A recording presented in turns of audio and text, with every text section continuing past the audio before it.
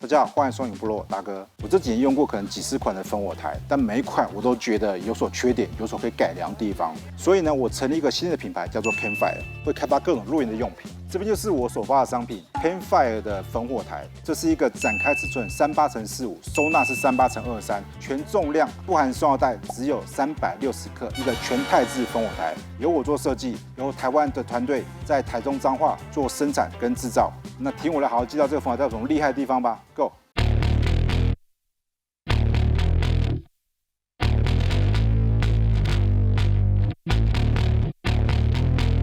好，全部打开之后，这个是本体的全部的配件，全部这样重量是360克，包含一个2根炉架、烽火台的板子，还有一个支架，还有这一个是主要的一个底座。组装起来很简单，这个底座呢展开来变4个角，然后呢把这烽火台拉开，这4个角对应扣上去。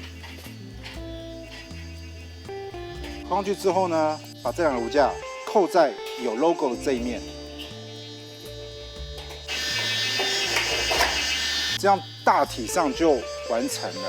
然后上面呢，这2个炉架，如果今天需要烹煮的时候呢，就可以放上去，这就完成这个烽火台组装，非常简单。整体的设计理念是这样子：首先，我们需要轻量，要轻量的情况之下呢，骨架一定需要做钛合金的。然后再来这骨架呢，就算你今天有燃烧了，有焚火了，有时候因为风向考量，例如说烤肉烤到一半啊，我需要从这边移过去啊，或风这样吹不好啊，我需要一个位置啊，非常简单，抓着其中2只脚，就这样移动。就算今天上面摆满了木头，都可以这样移动。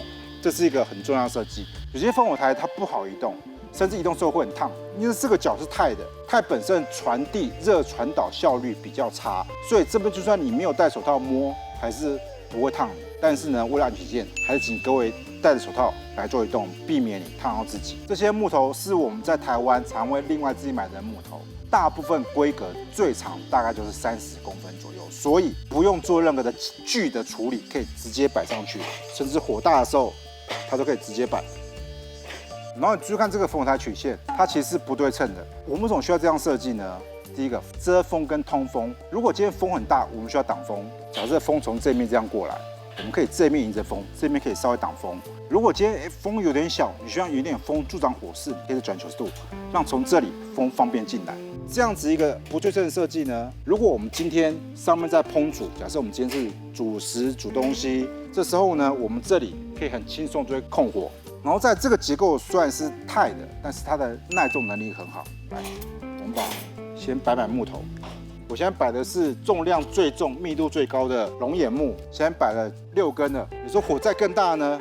想摆更多一点呢？它会晃动，会稍微有点晃，但是没有问题，承受能力没问题。等于说呢，你的木头放到满，它都可以很稳定的来做燃烧。然后我们这个炉架的高度呢，也是有设计的，因为这高就让你适合你放木头的时候可以做燃烧。有些烽火台炉架太低了，变成说你放木头空间不够，因为木头并不像木炭，木炭需要比较少的空间，密度比较高，木头的密度比较低，我会放这么多木头来做燃烧。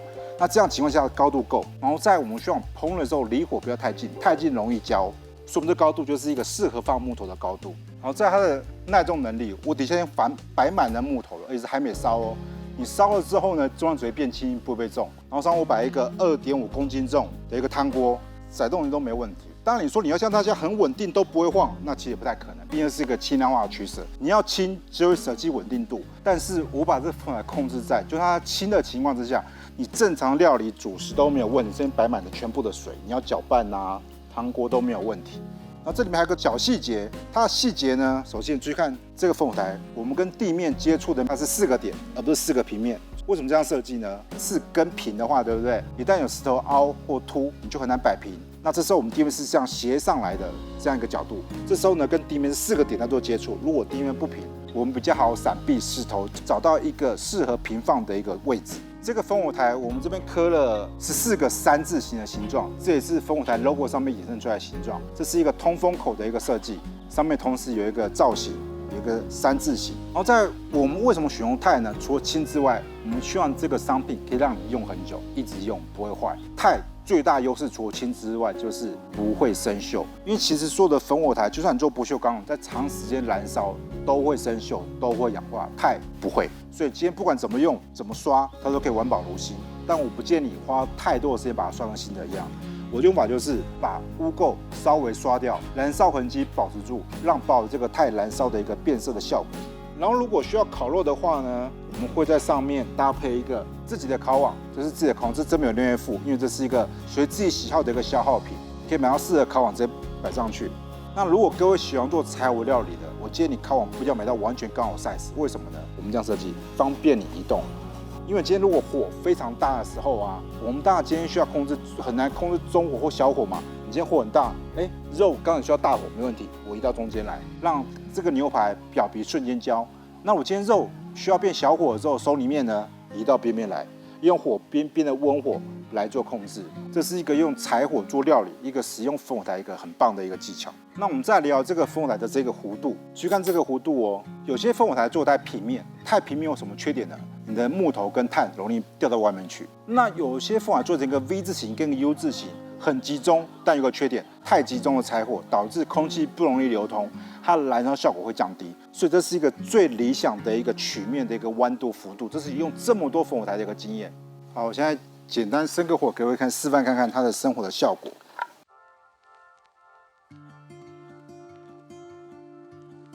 好，这样就用木材处理完成了。那我做法还是会先把这些比较粗的木材放在底下当底，所以木材掉下去的火焰呢都不会浪费。这样摆放之后，这边有足够空气，它可以做移动。然后这时候我们再把木头依序叠上去就可以了。然后这是生火必备吹火棒、打火石，然后这是凡士林火种。然后接着把木头呈井字状慢慢排上去，这样才可以充分利用每一点点的火苗。